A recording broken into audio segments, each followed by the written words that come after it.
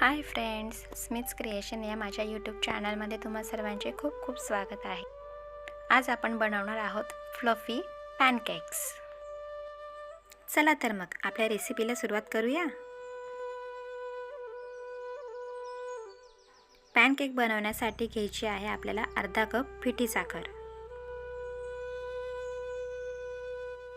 अर्धा कप गव्हाचे पीठ, अर्धा कप मैदा, हाफ टीस्पून बेकिंग पावडर आणि मिल्क पावडर। हे सर्व ड्राय इंग्रेडिएंट्स आपण एकत्र करून घेऊया।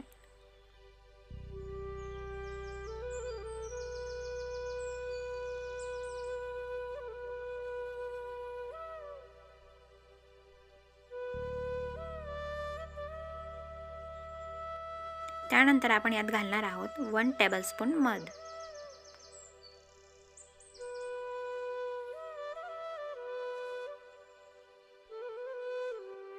हाफ टीस्पून व्हॅनिला एसेन्स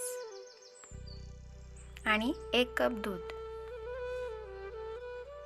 सुरुवातीला आपण अर्धा कप दूध घालूया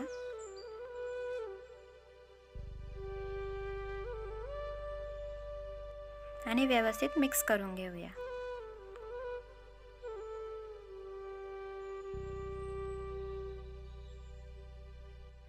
मागे शिल्लक ठेवलेले अर्धा कप दूध आता आपण यात घालून घेऊया आणि व्यवस्थित फेटून घेऊया। बॅटर फेटताना त्यात गठुळा राहू नये याची काळजी घ्यायची आहे।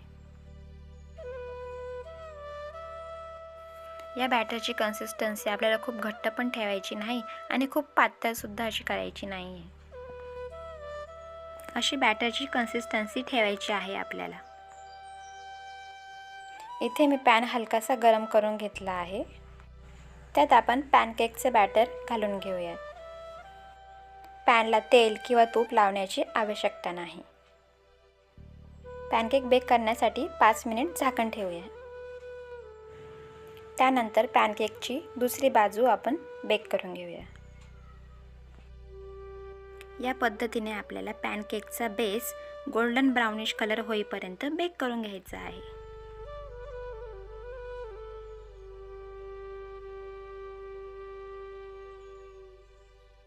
आपला पॅनकेक दुसऱ्या साइडने पण बेक झाला आहे।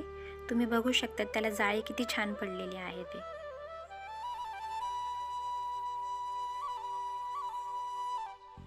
अशा प्रकारे आपले सर्व पॅनकेक्स तयार झाले आहेत। तुमच्या घरात जर लहान मुलं असेल आणि रोज त्याला टिफिनला काय द्यायचा असा प्रश्न पडत असेल, ती सोपी पॅनकेकची रेसिपी तुम्ही नक्की ट्राय करू शकता।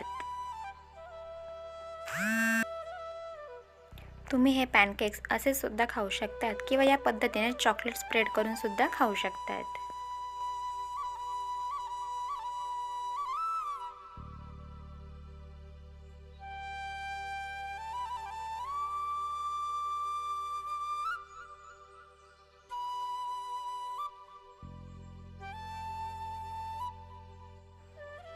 चॉकलेट स्प्रेड करून झाले की त्यावर असा दुसरा पॅनकेक ठेवायचा।